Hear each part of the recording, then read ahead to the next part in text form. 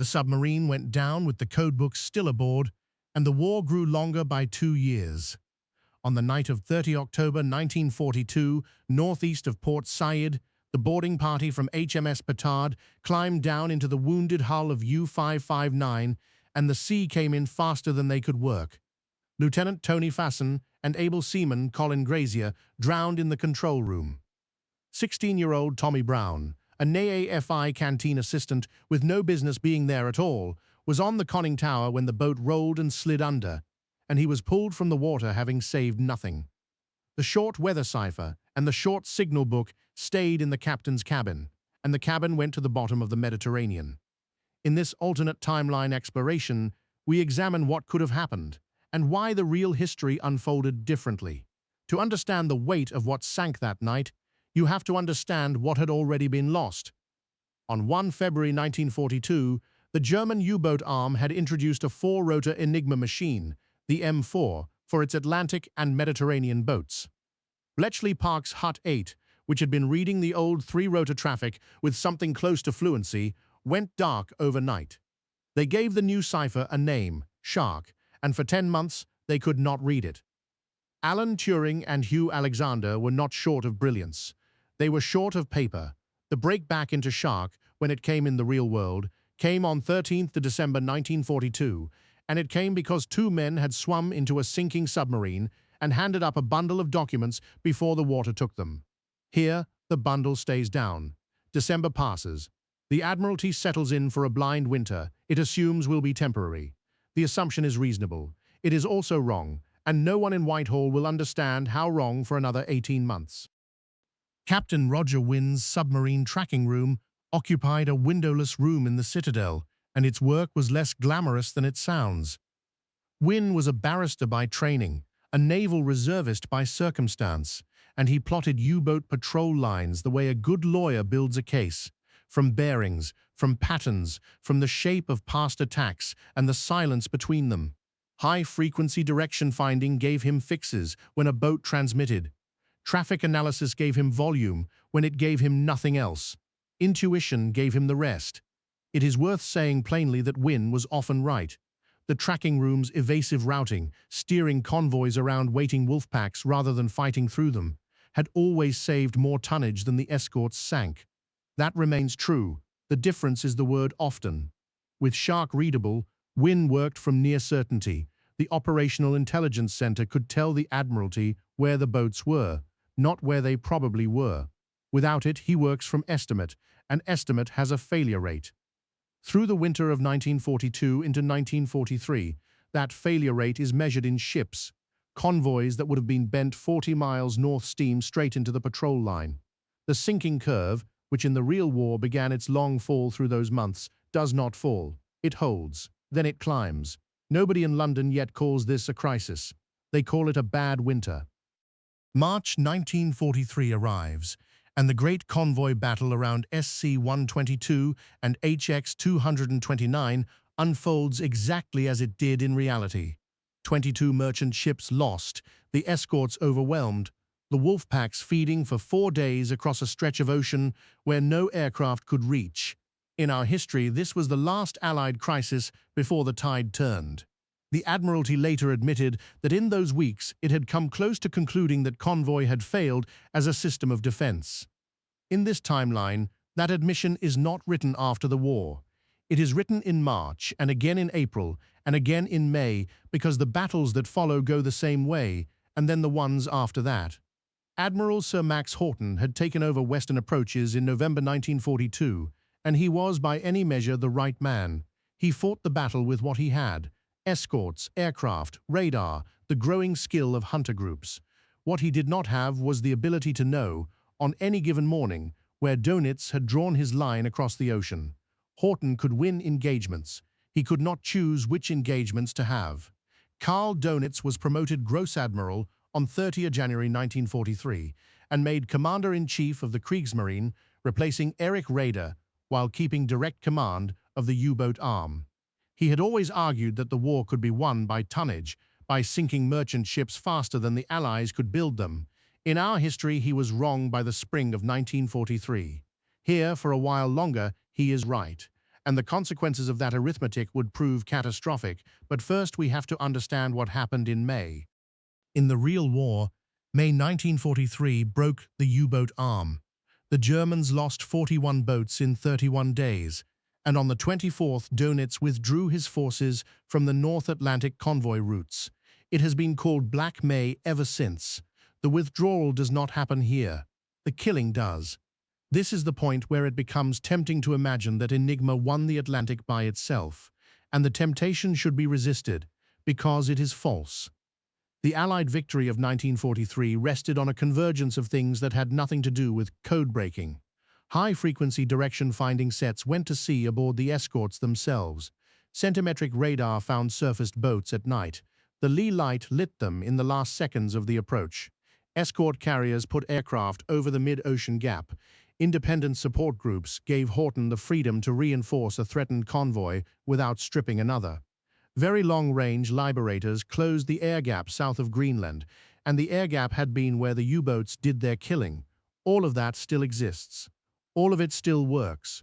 U-boats die in May 1943 in this timeline too, perhaps 25 of them, perhaps 30. The exchange rate turns against Germany, but it turns slowly, and Dönitz, with more than 200 boats available for Atlantic operations in the spring of 1943, the largest force he ever fielded, can afford the arithmetic for another year. He is not a prophet. He is a man reading his own returns, and his returns tell him the tonnage war is being won. He stays. Everything the Western Allies intended to do in Europe depended on a single, unglamorous quantity: hulls. Operation Bolero was the buildup of American troops and materiel in the United Kingdom, and every division, every tank, every ton of ammunition destined for the invasion of France had to cross 3,000 miles of water first. General George C. Marshall had built his entire strategy on the assumption that those crossings could be made. American shipyards were extraordinary. By 1943, they were launching Liberty ships faster than Germany could sink them, and that remains true here. The merchant fleet grows, but growth is not the same as surplus. In the real war, the margin between construction and loss went into troop lift, into stockpile, into the vast accumulation of fuel and shells and vehicles in English fields. In this war, the margin goes into replacing bottoms. The fleet is not shrinking, it is running to stand still. Churchill sees the shipping figures every week, and the figures decide what Britain can do and increasingly what it cannot. Admiral Ernest J. King, who had never made a secret of his belief that the Pacific deserved more, presses harder as the Atlantic ledger worsens, and his arguments are stronger now because they are supported by arithmetic rather than preference. At the Trident Conference in Washington in May 1943, Roosevelt and Churchill fix 1 May 1944 as the target date for Overlord. They fix it in good faith. The build-up in the United Kingdom is already running months behind schedule, and the schedule was tight before it slipped. At Tehran, in November 1943, the two Western leaders tell Stalin that Overlord cannot be mounted in 1944. It is not a comfortable conversation. Stalin had been promised a second front, and the Soviet Union had spent the preceding 2 years absorbing the overwhelming weight of the German army. He does not shout. He asks how many divisions are ashore in Britain, and he is told, and he asks how many will be ashore in a year, and the answer is a projection rather than a number. He listens. He says little. He files it. The effort has to go somewhere. Armies that cannot invade France can invade something, and the Mediterranean absorbs what has nowhere else to be. Italy is fought up the length of the peninsula at appalling cost for objectives that shrink the further north they go. Churchill's Balkan schemes, always more attractive to him than to the Americans, find fewer objectors when the alternative on the table is idleness. Marshall opposes them and loses, not because his logic is worse, but because his logic requires shipping he does not have. 2 years of Western strategy are now being written by a submarine that sank in the Eastern Mediterranean with its papers aboard. Nobody involved knows this. Nobody could. Here is the thing that the Western Allies had never fully reckoned with, and which becomes impossible to ignore in the summer of 1944. The war in the East was never running on Western fuel. The counteroffensive after Stalingrad, the destruction of the German salient at Kursk in July 1943, and Operation Bagration in June 1944 were driven overwhelmingly by Soviet manpower and Soviet production. Lend-Lease trucks and Lend-Lease food eased the advance. They did not create it. Bagration destroys Army Group Center on schedule in this timeline as in ours because Bagration was never a Western operation. The difference is what lies west of the Soviet spearheads. Nothing. No Normandy beachhead. No Allied army in France drawing German divisions off the Eastern Front. The Wehrmacht that historically had to hold a French coast holds nothing there at all. And it is still not enough, because it never was. The Red Army reaches the Vistula. It reaches the Oder. It keeps going, and it does not stop at agreed lines, because there are no agreed lines. No one negotiated them. There was nothing to negotiate with. And then comes the moment that defines everything that follows. The Atlantic is won in 1945. It is won by attrition and by technology, by radar and aircraft and escort carriers, and the sheer industrial mass of American shipbuilding, rather than by reading the enemy's mail. Dönitz's boats are killed faster than they are launched, and eventually the curve crosses, as it always had to. It simply crosses 2 years late. The invasion of Europe is mounted in the spring of 1946. The armies that come ashore are magnificent, well-supplied, overwhelming, and largely unnecessary, because the continent they are liberating has, in its eastern two-thirds, already been liberated by someone else. The war does not end at a conference table. It ends where the armies happen to be standing when the shooting stops, which is what the end of every war has always been, stripped of its diplomacy. What follows is a settlement drawn by geography. It is not the product of anyone's malice or anyone's genius. It is the product of who arrived first, and who arrived first was determined, 4 years earlier, by whether a bundle of paper made it up a conning tower.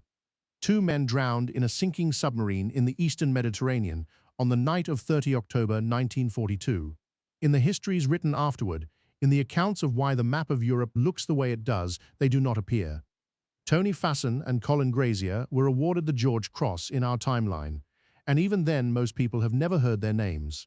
Here, they received nothing, because they achieved nothing, and the distinction between those two sentences is the whole of what history chooses to remember. The war was not decided by code-breaking. It was never decided by any one thing. But the timing was, and in the end, timing was the map.